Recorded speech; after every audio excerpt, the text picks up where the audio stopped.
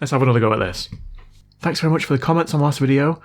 I'm going to do some of those things right now. Probably the most asked thing for me to do is to replace this capacitor here, which I didn't do. And I don't know why I didn't do it. I just assumed because those three were fine, that one was going to be fine. But I don't know, it might be fine. Anyway, I took this off so that I don't risk melting it, and it did actually uncover a few more components, so I'm going to look at those under the microscope as well. But first things first, let's put these three in properly, and we'll take that one off and swap that as well. So I have bought some 470 microfarad 50 volt capacitors. They're not the same style as the ones that were in, but I couldn't find them anywhere. Let's do this.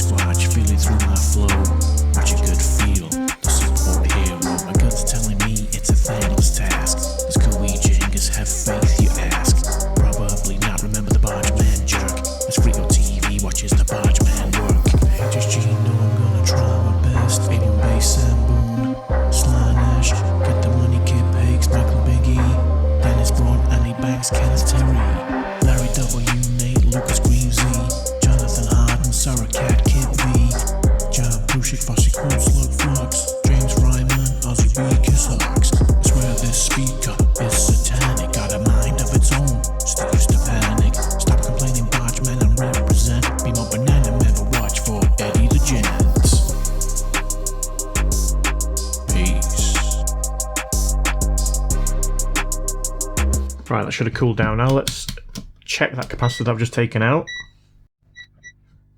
It should be 100 microfarad. 97.8. So I think it's fine. But I'm going to replace it anyway. So let's get those four installed and then we'll test it then. See if the problem's still there. And then I know that I was kind of along the right lines in the first video.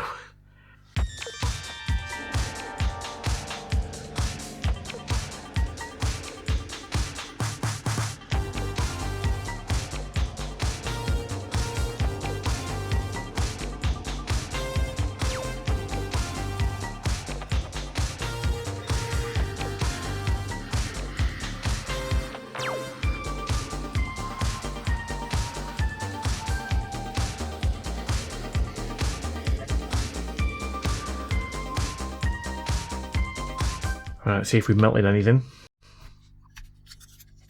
No. Awesome. I'm going to let that cool down and then I'm going to plug it in. See what happens. Okay, here goes. Still pulsing. I'm just going to leave it for a bit just to see if it does go to a steady light, because I didn't do that enough, I don't think, in the first video.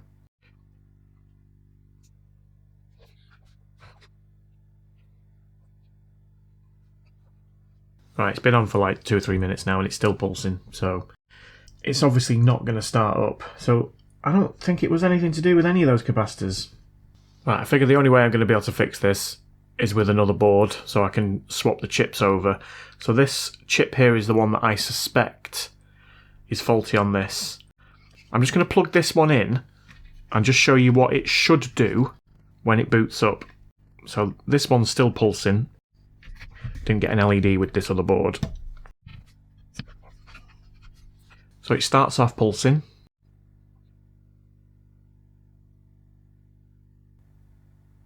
And there we go. After about 30 seconds, it starts to flash green like that, which I'm guessing is a good thing. I don't actually know. I bought this from eBay. I don't know if it's working, but it's definitely doing something different to that one. So, using what little knowledge I have, the first thing I'm going to do is swap over that chip that I suspected in the first video.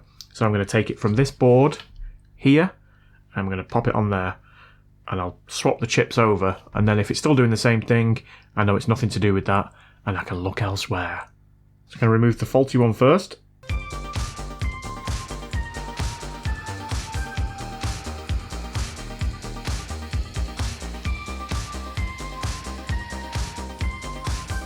Let's take the good one off.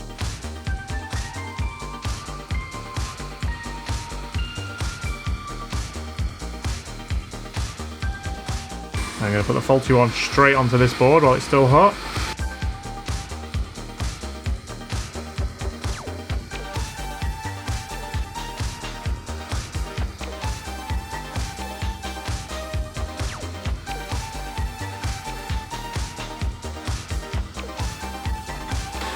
Right, so that is now, that is the faulty board with the known working chip and the known working board with the faulty chip. Right, so which one shall I try first? Let's try the working board with that chip on it. And then we know if this doesn't work, then I might be onto something. So, working board, faulty chip. What are you going to do?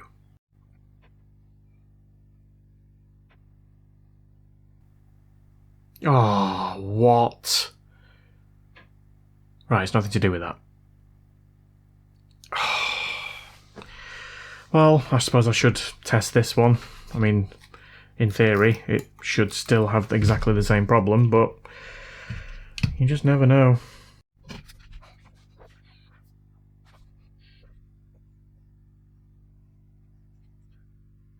No, it's not going to come on. It's exactly the same. So it's nothing to do with that chip. Right, at least we've established that. What else could it be? We've got another chip here. We've got another chip here. And here. And here. Now, it's possibly none of the chips. But I have gone across both these boards and I've done diode readings on them and I can't see any differences. They're both the same. So, what is it? VoiceOver Steve here. To save you from quite a few hours of painstaking footage of me taking all the chips off the working board and putting them onto the faulty board, and it still making no difference. In other words, the working one was still working even with the faulty chips on it, and the faulty one was still faulty even with the working chips on it. So I kind of ruled out any problems with that board at all, which then made me look again at the Wi-Fi board. Let's pick this up. Right, check this out. I've swapped over the Wi-Fi boards. So that's the faulty Wi-Fi board on the working. You can tell it's the original one because it's still got the original capacitor, and this is the replacement capacitor. So all I've done is I've swapped over these two Wi-Fi boards. So now we've got the working Wi-Fi board on the faulty main board, and we've got the faulty Wi-Fi board on the working main board. Check this out. This is the faulty one.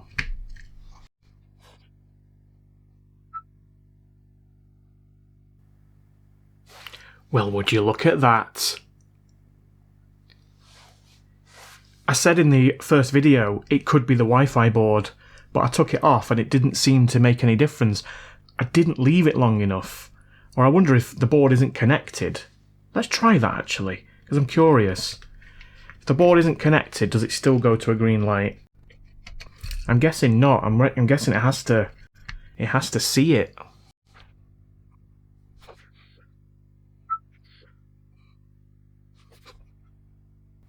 No, it's not doing it. So it does have to see it. So the fault is on this Wi-Fi board. Because if we put it back in, it's not going to go to a green light.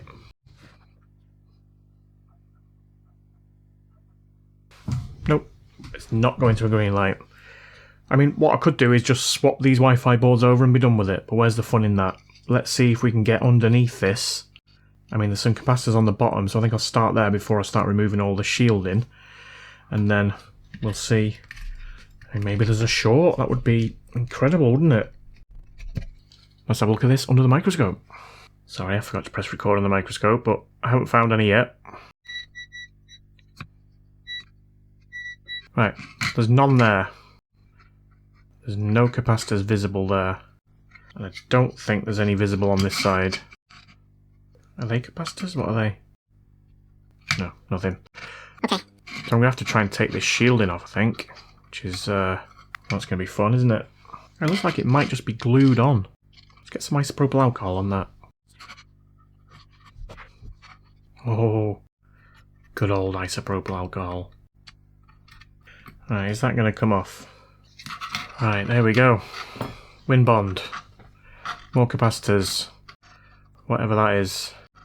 Oh, that looks like a BGA chip. Right, well, let's check for shorts in this area.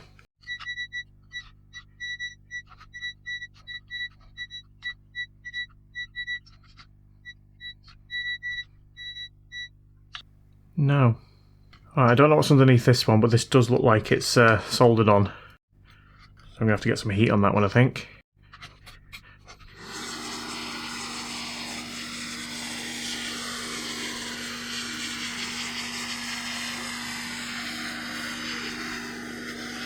There we go. Right, we're in. Right, so I've got some more chips under there and some more capacitors and stuff. Okay, check for shorts in there.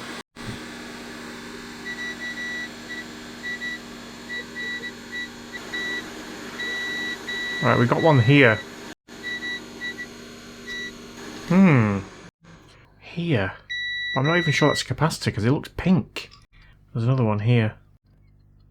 Well, that one's not shorted. Well, it does appear to be the only one. I think I'm going to have to take the other one apart. Let's have a look at the other one, the working one. This one. Let's heat it up.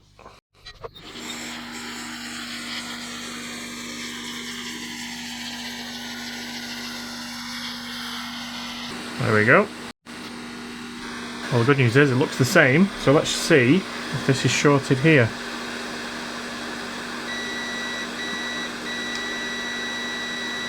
Yes, it is. Let's check it on ohms. 0 ohms and 0 ohms. Okay, so it's not that. I mean, what else could it be? Let's go back to the faulty one again. I mean, again, it could literally be any of these chips, couldn't it? It's annoying because I know the fault is on that board somewhere. But there's no capacitors shorted. I'm just going to compare the two boards. I'm going to do diode readings and just see if anything stands out. I'll be back. Oh. Wait a sec. Right. This is the original faulty board. You know the first one that I found that was shorted? If you look at that, we're getting a diode reading at the bottom of it of 0.001, so that's a dead short. The top of it, 0.001, dead short. Check it out on the working board. Top of it, 0.001, dead short. Bottom of it, open line. So it is different. It is different. That is literally the only difference I can see.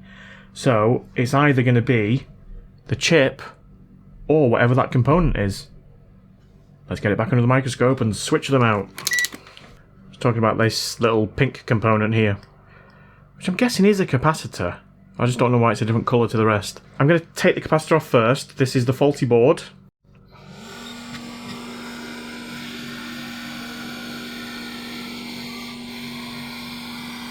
I don't want to lose this. I'm just going to pop it there, I think.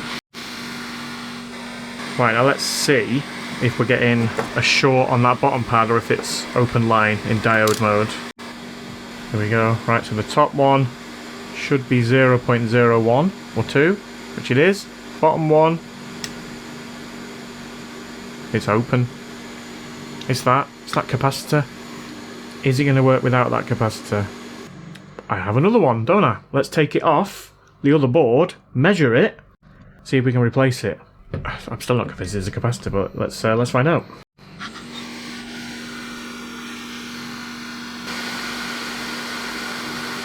Has that just broken? That's just broken. Wait a minute. And this is the working board, and that capacitor was broken. I wonder if it is a common failure point then. But in this case, it's broken open, and on the one with the flashing red light, it's, you know, it's failed short. And because that one, the working one's failed open, it still works. I'm going to try it without it. Let's see what happens. Because that is now completely dead. I can't measure that. It's broken. Working Wi-Fi board. Faulty main board. Although I suspect there's nothing wrong with the main board. What's it going to do?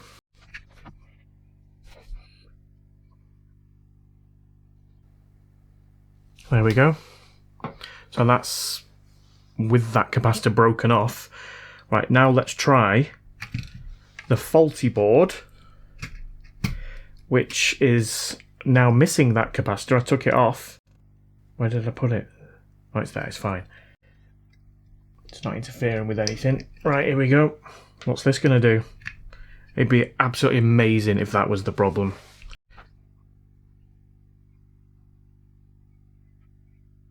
It's not, is it? How? Was that just a massive coincidence? So it is still faulty. I thought I had it then. What else can it be? Now, the only other thing I can think of is that it's made the chip underneath go faulty, because that's what it was feeding directly into. So let's have a look at those and let's try swapping them over.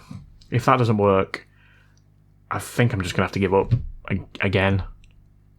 Right, we'll go into this. It is a 2.4 gigahertz high power, high gain power amplifier. I don't think it's going to be that.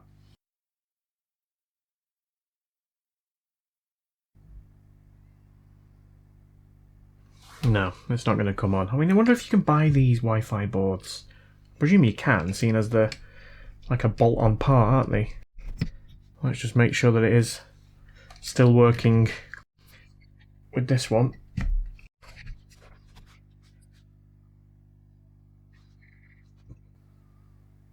Yep, there we go. Oh, it's so frustrating. Well, that's interesting.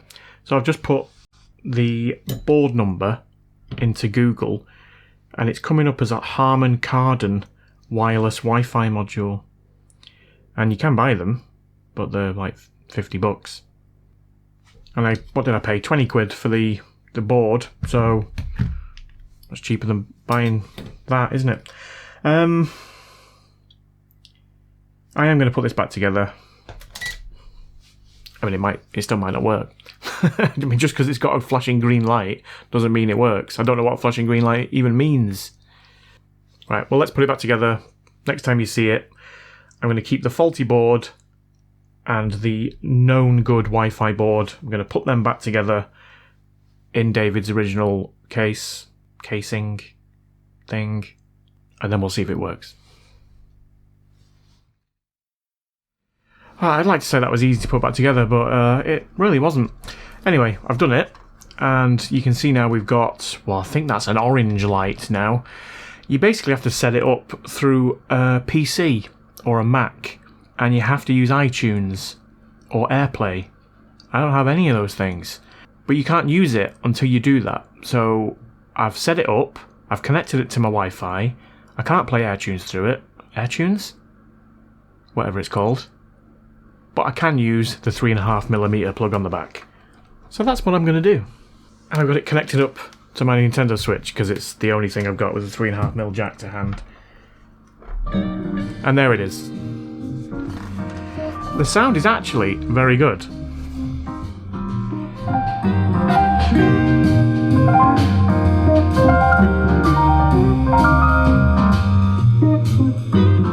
I don't know if I'm going to get a copyright strike for that.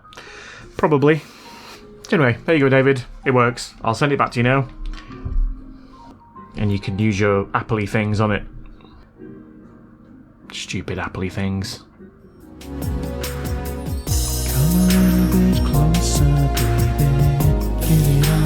Get it on, 'cause tonight is the night when two become one. I need some love like I've never needed love before.